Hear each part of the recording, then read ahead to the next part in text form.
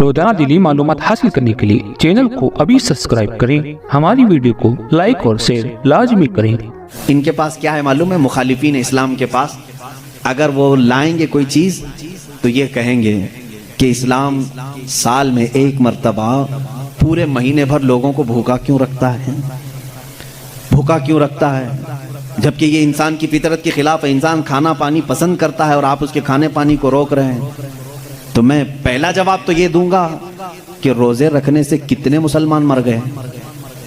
پہلی بات یہ ہے، اگر ہر سال ایک مہینہ رمضان میں اسلام اپنے ماننے والوں کو روزے رکھواتا ہے تو پھر یہ مسلمانوں کا صفایا ہوتے رہنا چاہیے۔ اگر یہ صحت کے خلاف ہوتا تو، اگر یہ ہمارے جسم کے خلاف ہوتا روزہ رکھنا، تو اسلام میں ہر سال رمضان کے ٹائم پہ لاکھوں کی موت ہو جانا چاہیے، بھوک سے مر گئے، بھوک سے مر گئے۔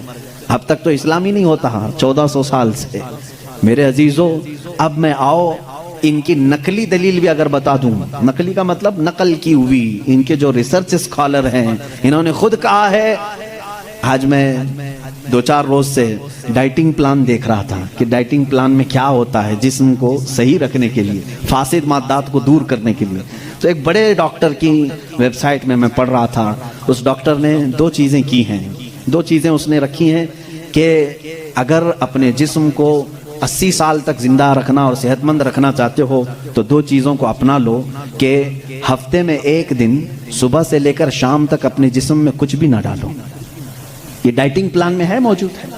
کچھ نہ ڈالو، صرف پانی پر رہو۔ اور ایک ڈاکٹر نے یہ لکھا ہے کہ گرینری، جتنی بھی گرین چیزیں ہیں، سبزیاں ہیں یا پھل ہیں، صرف صبح اور شام میں ہفتے میں 1 مرتبہ ایسا استعمال کرو، تمہاری صحت برقرار رہے گی۔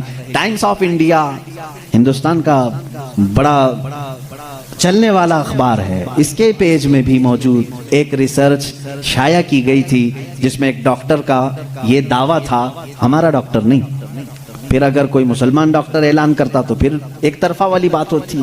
نان مسلم ڈاکٹر نے اپنے ریسرچ میں یہ کہا ہے کہ ہم نے بہت غور سے دیکھا کہ صبح سورج نکلنے سے پہلے سے لے کر شام سورج ڈوبنے تک اگر کوئی 1 مہینے تک اس طرح بھوک برداشت کر سکتا ہے تو اسے کینسر نہیں آئے گا۔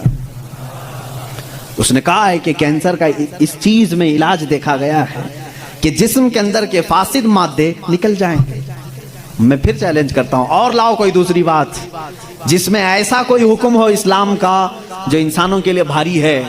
تم ڈھونڈ کر کے روزے لے کر کے آئے تھے، روزے لے کر کے آئے تھے، اور پھر اگر یہ کہتے ہیں تو ان میں سے جو ادھر ادھر کے لاتے ہیں چھوٹی چھوٹی سی چیزیں ہیں۔ ایک بڑا طبقہ ہے جو اسلام کی کمیاں ڈھونڈنے کے لیے اپنی پوری زندگی خرچہ کر رہا ہے ہمارے پاس وہ ساری چیزیں۔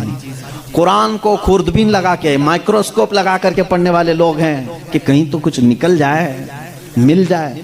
ارے میاں، یہ کام تو عرب والے بھی کر چکے اس وقت، ان کو نہیں ملا، تم جاہلوں کو کیا ملے؟ وہ عرب تھے، عربی دان تھے، وہ نہیں لا سکے اس زمانے میں۔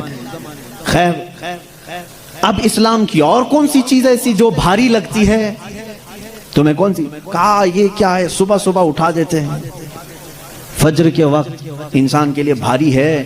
اور ایک مستشرق ہے، مستشرق اس کو کہتے ہیں جو اسلام کی تعلیمات پوری حاصل کرتے ہیں لیکن ہوتے یہودی اور عیسائی ہیں۔ اس میں سے ایک نے کہا، اعلان کیا کہ اسلام میں یہ زیادتی لگتی ہے مجھ کو کہ صبح کی نیند بہت اچھی ہوتی ہے اور اس وقت یہ اٹھا دیتا ہے، اور ان کے اوپر پابندی فرض ہے، وہ بھی ایسا نہیں کہ مستحب ہے، کرو تو چلے، نہیں کرے تو چلے۔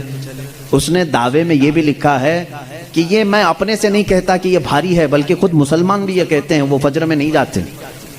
اس نے سارے مسلمانوں کا حوالہ دیا اور لکھا کہ دیکھو جا کر کے ان کی مسجدوں میں فجر میں یہ لوگ نہیں آتے۔ اس کا مطلب ہے کہ یہ بھاری چیز ہے جو اسلام نے ان کے اوپر ڈال رکھی ہے، یہ بھاری چیز ہے اسلام نے ڈال رکھی ہے۔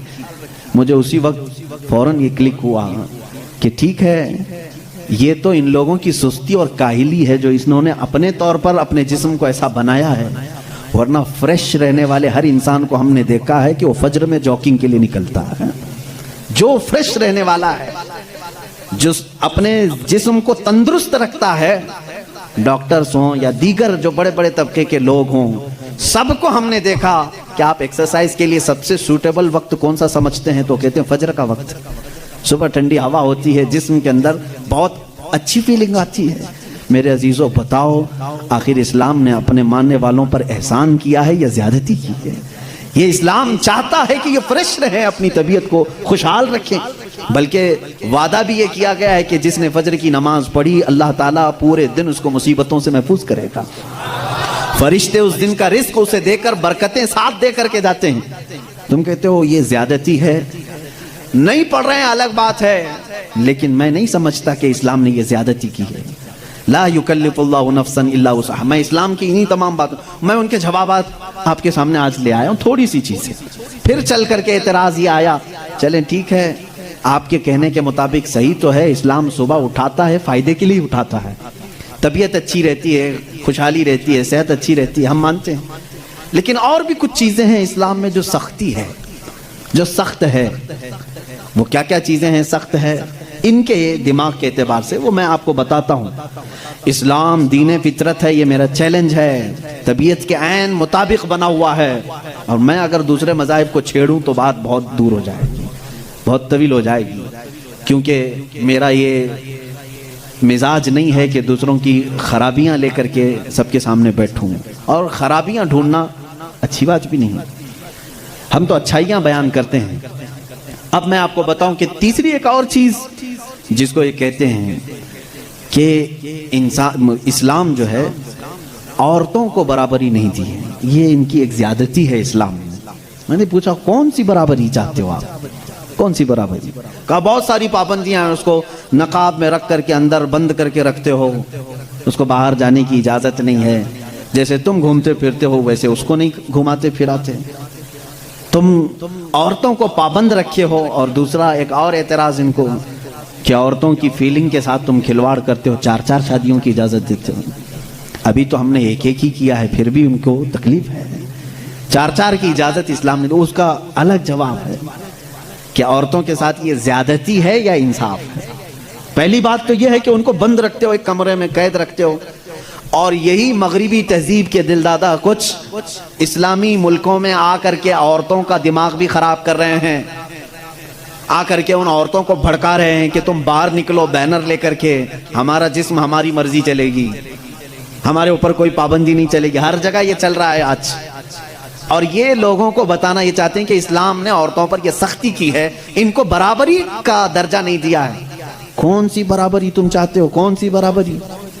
یہ صرف جسم کے خواہش مند لوگ عورت کو یہ سمجھتے ہیں کہ یہ ناچنے والی چیز ہے، عورت کو یہ سمجھتے ہیں کہ یہ صرف ہمارے کھانے والی چیز ہے، اس کے ساتھ کھیلنے والی چیز ہے، تم اس کو برابری سمجھ رہے ہو۔